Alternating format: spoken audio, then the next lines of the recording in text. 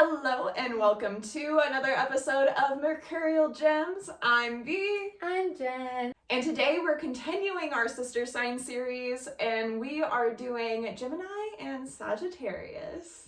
But we have shared in the other sister sign videos that sister sign alchemy of the signs is such a good dive to go into for astrology because the universe is constantly trying to get us to understand the polarity and the duality of the opposing signs and how they can mirror and teach something for each other. So taking the 12 signs, you can think of it as 6 energies kind of split into 2, and there is a higher wisdom that can be found in all of those. And every time we have a full moon, and there's a lot of times we'll have oppositions coming from the current sky, but the full moon alone is the sun versus the moon in sister signs. So we get one chance a month at least to actually look at the dualities between a couple different signs. So you can just tell that this is big magic to lean into. And today we are going to go into Gemini and Sagittarius. So Gemini is an air sign, and anytime you have an air sign, the opposite is going to be fire. It's air and fire, and then it's earth and water. And Gemini is a mutable sign, and Sagittarius is also a mutable sign. Gemini helps to morph us from the spring season into summer. Sagittarius helps us morph from the fall season into winter. And both hold this sort of shapeshifter, mutable energy, as do Virgo and Pisces. And so there is even an energetic understanding that can be found in the modality as well. Starting with Gemini energy, and as we've shared for all these videos, it's okay if you don't have a planet in Gemini or Sagittarius. You also want to see what houses you have Gemini and Sag, and you also want to check out what signs you have in the 3rd house and the 9th house, because they're still going to hold an undertone of the energy we're about to go into. So Gemini is an air mutable sign, and it really holds the energy of being the messenger. We are both Geminis, and it craves just passing on information, perspective, insights. It loves to dabble in a bunch of different subject matters, learn it, but it's all learned just to share. It's constantly input, output, input, output. I wouldn't say it's like very deep and divine. Okay, I get the gist. Yeah, I get the gist. And it's really just trying to pass large sums of information just to help send people on their own path and to guide perspective. So Geminis typically know a little about more things than anybody. That is the embodiment of the energy. But then some of the shadows of Gemini is going to be that kind of like flaky undertone. Gemini can also fall into spending so much time gossiping and talking about other people that there's not like any groundedness. It's just all airhead, passing on information. And I think, unfortunately, we have to have grief about this in our house every day.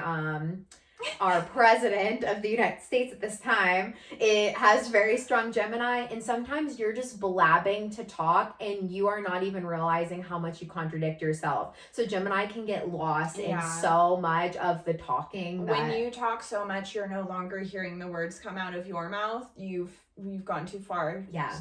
That's the shadow. That's the shadows coming out. And I think Gemini can just be so unsettled and bored that it's just constantly thinking it needs to fill in space with something. So for obviously alchemy of some of the shadows of Gemini, you're going to want to know how to embody Sagittarius, and we'll go into that. But to share just a little more insight. So we have lots of planets in Gemini. And for us, like my sun is there, my Venus is there, my Mercury is there, and my midheaven is all in Gemini. And even though I can shine in all of those facets, I also have to remember that I hold really strong Gemini energy, and I have got to know how to implement these sister signs to balance it, because we are very mercurial in the way we talk and give information. So we have to know that our brains do not turn off if we do not do homework to make sure we try to shut our brains off. You guys obviously get the edited version of these podcasts, but I cannot tell you how many times in editing notes it's Jen stopping me from going too far down a rabbit hole when I meant well to stay on the topic. Yeah, we can just go on and on and on, and we can all even overstimulate ourselves. We very much understand that. I used to tell people all the time, they'd be like, V, like, why? And I'm like, if you think you're annoyed at yourself, like, I have to live here. Like, it never stops. So I have Gemini in my 10th house, and the 10th house has to do with your legacy, career, how you're like seen in society. And I have a very successful social media account. Social media really falls into kind of Gemini's house, I feel like, in a lot of ways. And I'm really seen by what I know, what I think. I like to leave that as my legacy. I love to teach people what I know. I love to share information. Both of your career paths are very teaching people what they need to know so they can be sent on their way in their own journey. I've also always had 2 jobs. I've very commonly had 2 partners. I'm very, very duality Gemini core and how I function and run. And Gemini does good to have kind of 2 outlets of things because it kind of simmers into that duality component. Yeah. One other component of you is being that 10th house Gemini. Your end goal of a career is, although could be simplified for a huge umbrella, like nothing is ever the same each day. You've created this like end goal of a career that allows you to still play off of all of these little things while still being in one. Yeah, we cannot be contained. It's not easy. For me and my Gemini, again, I'm like Jen. I have I'm Gemini Mercury. It's my 7th house, so obviously my descendants there, my son's there. And for me, I love talking about my relationships. Like, have you met Jen?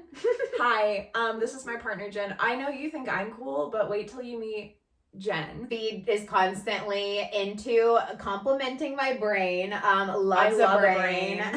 It's the wrinkliest brain. It's my favorite brain.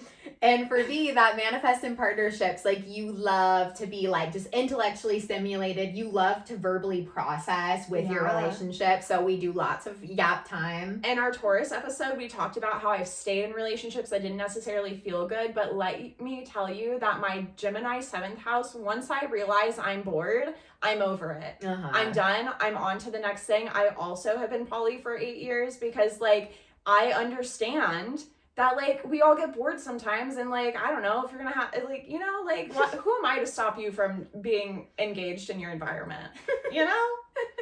And so that is like our Gemini houses. And then to talk about just the undertones of the 3rd house. So I have Scorpio in the 3rd house, and I shared in the Taurus Scorpio video that I talk and communicate often very Scorpio, but it still holds the undertone of Gemini. I am a very like social extroverted person that loves to output a lot, but I am still getting to know people's darker shadows, but in a Gemini fun way. That makes so much sense. Jen is so good at asking questions. Like she's so good in I'm curious. You don't really give a whole lot about yourself until people start asking you questions. You do get very Scorpio. I've never noticed this because there's so much Gemini undertone to it.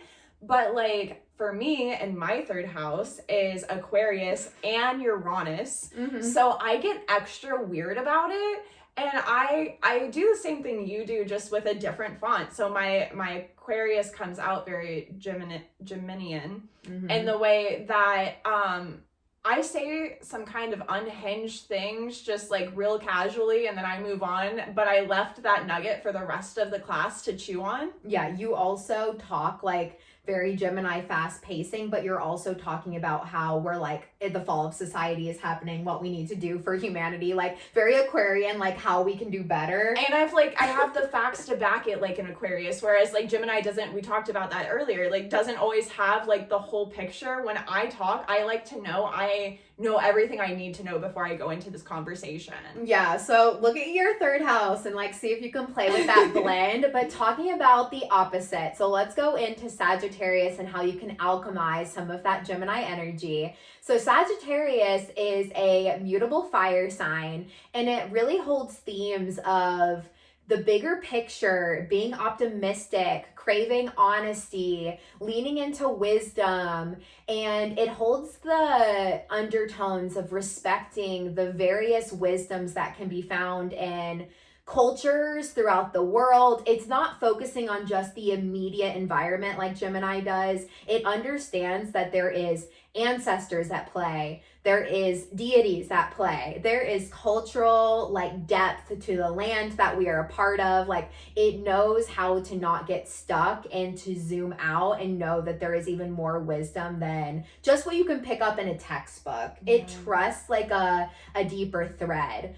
Some of the escapism and shadows of Sagittarius is it craves optimism, just a feel-good energy, and cares that you're not sending anything toxic out into the environment so hard that it will avoid shadows and immediately spin it to something optimistic. It can be a little bit leaning into escapism. I've seen a lot of Sagittarius, like strong charts in their shadows, end up falling into addiction cycles and partying because they just want to have fun and for things to feel good, and they don't zoom out enough. I personally might be feeling a smidge attacked, but also too, Sagittarius has such an expansive thought processes to it because it's also associated with Jupiter, which is the largest planet in our solar system. I think for Sagittarius, like we crave the good vibes because for one, whatever that magic manifester, like, oh, follow the chords, what you were just talking about, there's just a different system of understanding for us.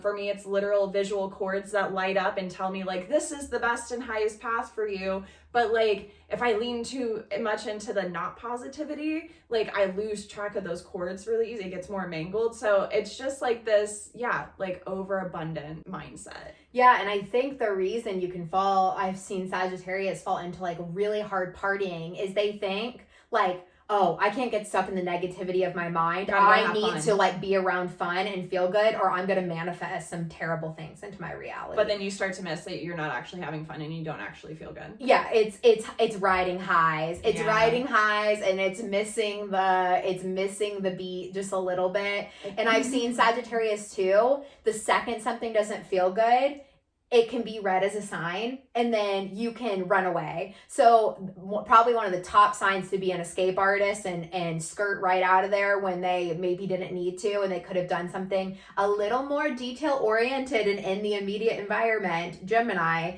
they instead choose to just run and travel somewhere else, leave, move, go take a job in France, instead of like just communicating with their coworkers that they weren't feeling the best. No. So like there is alchemy to be found there.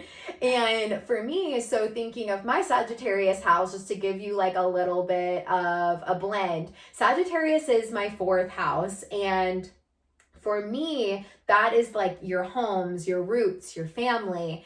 And I was not allowed freedom in my childhood. My Sagittarius was actually like very blocked. I was raised in really strong like religion undertones and not really free to find my own discernment. But I still really lived kind of an intentional spiritual undertone in my home life. I just had to learn where it also needed Gemini details to not get lost.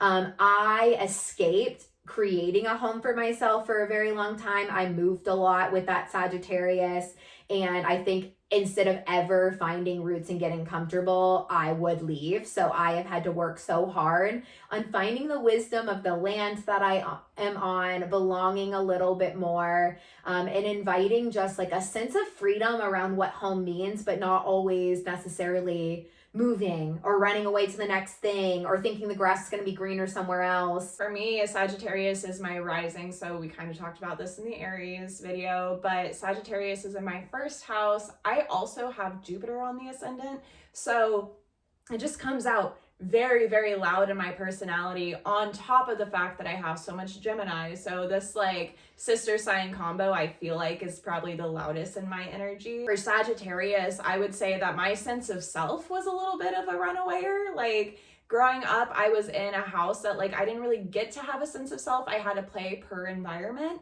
And that meant like literally per each house I entered and exited. My roots are pretty pasty. I was exposed to so many different cultures because of the way I grew up and the environment that I was growing up in. So I learned a lot of wisdom from different people who would take me in from time to time. As I've grown up, like I went to college. I don't have a college degree, but I went to college for like 6 years. I loved humanities classes. Like I love learning all these deep other wisdom from other places, especially the older the better to me. Like I love old, and it helps me shape my sense of self. Like it's not just like, oh, I'm just picking up this information for nothing. It really helps me decide because I feel like I have a full picture of understanding how I want to move as a person. Yeah, and I think when V gets lost in the shadows of Sagittarius, you also will come to the Gemini talking, communicating, like, am I missing something here? Or like, yeah, what can I do to actually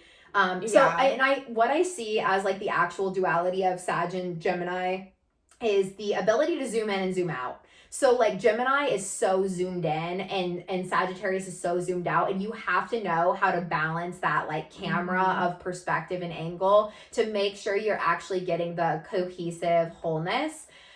So paying attention to those signs, and I can weave the Sagittarius undertone too. The ninth house. Yeah, so the ninth house for me, I talked about in the Taurus and Scorpio sister sign episode. Taurus is in my ninth house, but I still really crave traveling and wisdom from that Sagittarius theme, and I gain a lot of my wisdom by the places I go and visit and studying other cultures, and I'm very comfortable with traveling because the Taurus blends in with the Sagittarius.